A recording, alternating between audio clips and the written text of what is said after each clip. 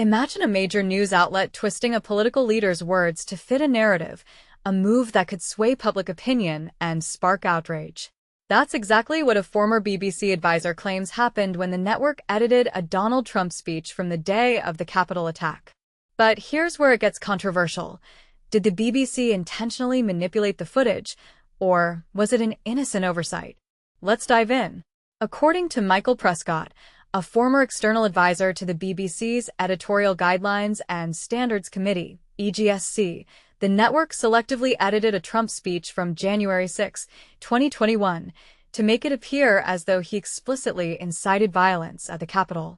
In an episode of Panorama aired just before the 2024 U.S. election, the BBC spliced together clips from different parts of Trump's speech, creating a narrative that suggested he told the crowd, "We're going to walk down to the Capitol, and I'll be there with you, and we fight. We fight like hell." Sounds damning, right? But this is the part most people miss. The BBC omitted a crucial section where Trump urged supporters to act peacefully and patriotically.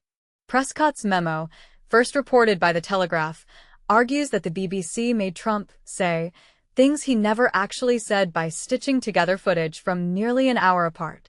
This isn't just a minor editing quibble, it's a significant distortion that could have legal implications. Prescott points out that the lack of explicit incitement in Trump's original speech was one reason he faced no federal charges for inciting a riot. Is this a case of journalistic negligence, or something more deliberate? The controversy centers around a Panorama special titled Trump, A Second Chance? Broadcast in October 2024. Prescott also flagged that footage of marchers, seemingly inspired by Trump, was actually taken before his speech, a detail that further muddies the timeline.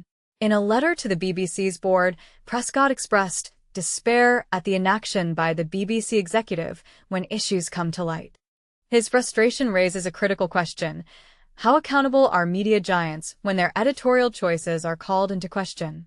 A BBC spokesperson responded, "While we don't comment on leaked documents, we take feedback seriously and consider it carefully."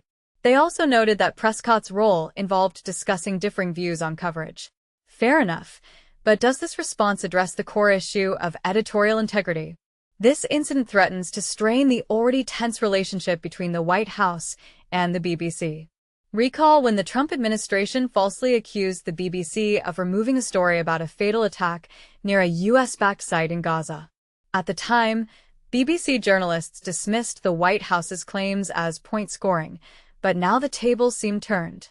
Is the BBC guilty of the same bias it once criticized? Here's where you come in.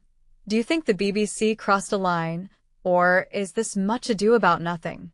Could this be a cautionary tale about the power of editing in shaping public perception? Let's spark a debate. Share your thoughts in the comments below.